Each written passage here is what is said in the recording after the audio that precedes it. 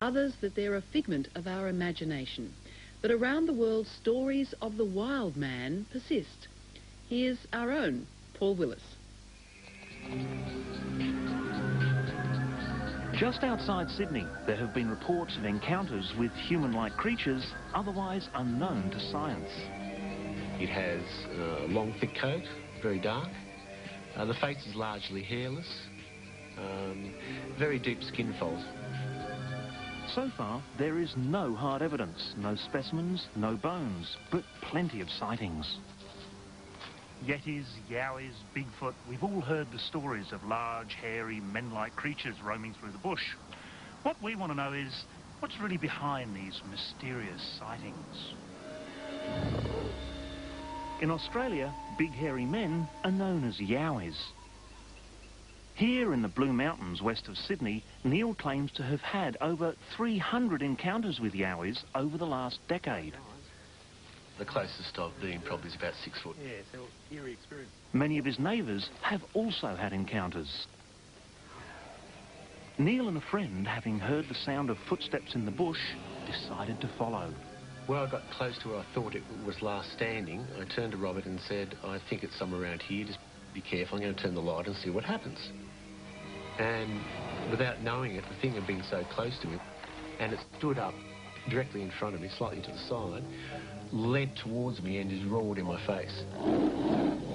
The only thing I really remember was the basic outline, its height, the red eyes, because it had the torch shining at it, or above its head, and it was black skin.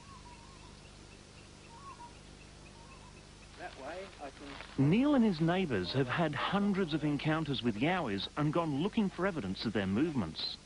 He claims these deep gouges are made by Yowies biting into trees in search of grubs. Once again, notice the consistent height, 6 foot above the ground.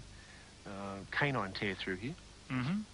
And you've got tear marks through the hardwood timbers, gone right down through the tree.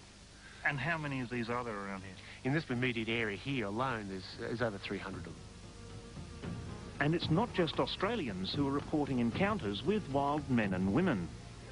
Dr. Helmut Lusvisova is an anthropologist who's catalogued similar reports from around the world, particularly Vietnam and Laos. I came across this wild man phenomenon there, and I eventually found out that that was really a worldwide phenomenon. This is a drawing of a wild man supposedly found in Vietnam. When Helmut showed it to villagers in Laos, they identified it as a creature they'd seen in their forests. Helmut believes these creatures are Neanderthal men living in remote areas, and he thinks they're being dismissed too readily. You say, I've seen one, you're lying. You must be lying because they don't exist. Not everyone is so sceptical. Anthropologist Alan Thorne thinks mavericks like Helmut are crucial to the progress of science.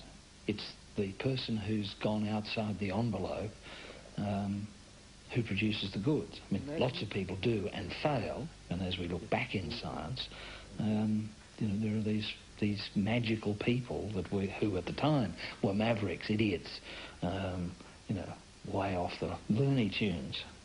But the ones who find the goods and prove the theory are the ones we say, fantastic. Yeah, but maverick or not, neither Helmut, Neil or anybody else for that matter has come up with incontrovertible physical evidence that Yowies exist. Here's Neil's evidence, but does it constitute hard data? Well, this one here is an original footprint, very wide across the top here, very small heel, and a large toe and a group of lesser toes to the side. Yeah, I think. But he admits that the evidence he's collected so far is ambiguous. So why is there nothing more concrete? It's difficult for me to explain because I have a problem with that too. Honestly do. I find it disappointing that we don't find enough of it. What about the bite marks? Don't they constitute evidence? We took Richard Turner, specialist in damage various animals do to trees, to have a look at the bite marks with Neil. What do you think about it? Yes, well, this to me is quite clearly a track from a bullseye borer that's been torn open by a yellow-tailed black cockatoo.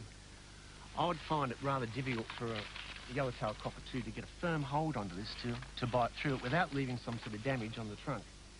Now that, because there's no damage on here, would suggest to me that whatever did this was ground dwelling. There is damage. You can see tiny little bits of bark there and there. Tiny little bits of bark have been moved. And these critters, when they grab, have got claws that have to dig in to support a large bird. One problem for Neil with the black cockatoo theory is he's convinced that some of these marks were made at night. So in other words, unless yellow-tailed black cockatoos are nocturnal, something else did it. In my experience, they are diurnal. They would go to rest, to roost at night. So the midnight theory is interesting. Perhaps there's another explanation for experiences with mysterious monsters. Perhaps it's a case of mistaken identity. Eyewitnesses in general are often very fallible. They're doing their best to tell us what they really saw, but we know that people's memories and their perceptions are quite fallible. Psychologists believe that when we get fleeting glimpses of something, our mind fills in the gaps. What we interpret it to be is moulded by our expectations. People have an expectation that it's out there, be it ambiguous or blurry or seen at night or very fast-moving. It can be very minimal, but that little tiny bit of something people can latch on to and say, well, if they have a strong expectation, they can end up seeing it in very different kinds of ways than it was. But Neil is not convinced by this explanation. Well, for the vast number of encounters that we've had, with something standing up in front of you and roaring in your face, something you've seen running through the bush ahead of you, been involved with a large number of people who have also experienced the same thing, either simultaneously or different times, that's not the case. Clearly, I think we're not imagining this thing.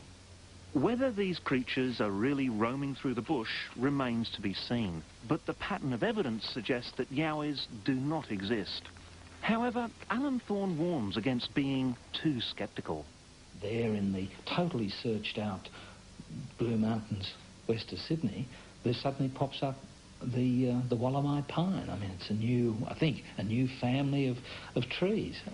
So it's a warning that we don't know everything, and maybe there are still quite a lot of surprises out there. So, and if those turn out to include hairy men, then so be it.